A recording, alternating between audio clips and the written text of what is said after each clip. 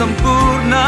Gereja City Reach Pemulihan Kupang mempersembahkan Soul Care, renungan untuk memelihara jiwa kita di dalam firman Tuhan. Selamat mengikuti. Kadang badai itu datang tidak untuk menghancurkan saudara. Badai itu datang untuk membuat saudara kuat. Badai itu datang supaya membuat saudara lebih dewasa. Murid-murid tidak bertumbuh. Ikut Yesus tidak bertumbuh. Jalan bersama Yesus tidak bertumbuh. Lihat mujizat tapi tidak bertumbuh. Dengar pengajaran tapi tidak bertumbuh. Pola pikir masih tetap sama. Cara melayani masih sama. Cara beribadah masih sama. Cara datang kepada Allah masih sama. Tuhan bilang tidak bisa. Kalau yang begini-begini sepertinya butuh badai. Kadang badai itu datang tidak untuk menghancurkan saudara. Tidak untuk menghancurkan saudara. Badai itu datang untuk membuat saudara kuat. Badai itu datang supaya membuat saudara lebih rohani. Badai itu datang supaya membuat saudara lebih dewasa. Badai itu datang hanya untuk saudara melihat betapa besarnya kuasa Allah di hidup Anda. Ketika ia melihat betapa payahnya mereka mendayung karena angin sakal.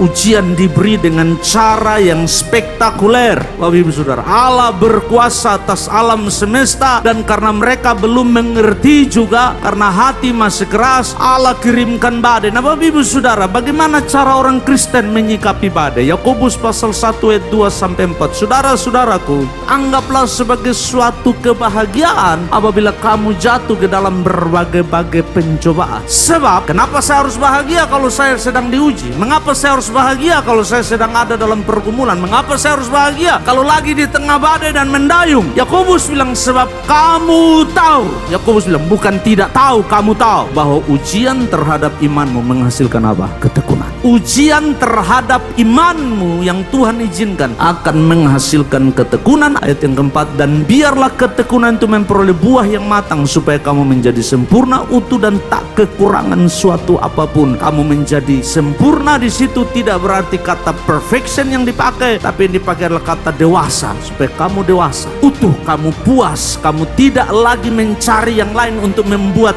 engkau merasa whole atau utuh. Engkau puas karena Kristus segala-galanya di dalam engkau. Kalau ada ujian, tidak sedang untuk menghancurkan saudara, ujian untuk memurnikan saudara. Nah bagaimana dengan Petrus? Saya yakin Petrus ada di atas perahu itu, dan waktu dia menulis ini dia ingat betul apa yang terjadi. Bergembiralah akan hal itu, sekalipun sekarang kamu harus berduka cita oleh berbagai-bagai pencobaan. Maksud semuanya itu ialah untuk membuktikan kemurnian imanmu, untuk membuktikan benar tidak kamu ikut Yesus, benar tidak mau beribadah, benar tidak mau melayani, benar tidak apa motivasi saudara ikut Tuhan. Itu yang Petrus bilang, membuktikan kemurnian imanmu yang jauh lebih tinggi nilainya daripada emas yang fana, yang diuji kemurniannya dengan api, sehingga kamu memperoleh puji-pujian, kemuliaan dan kehormatan pada hari Yesus Kristus menyatakan dirinya. Petrus bilang pada akhirnya waktu Yesus Kristus datang kembali, engkau yang sudah diuji di dalam badai menerima kemuliaan, menerima kehormatan, masuk ke surga yang mulia, sebab engkau berhasil bertahan di dalam badai.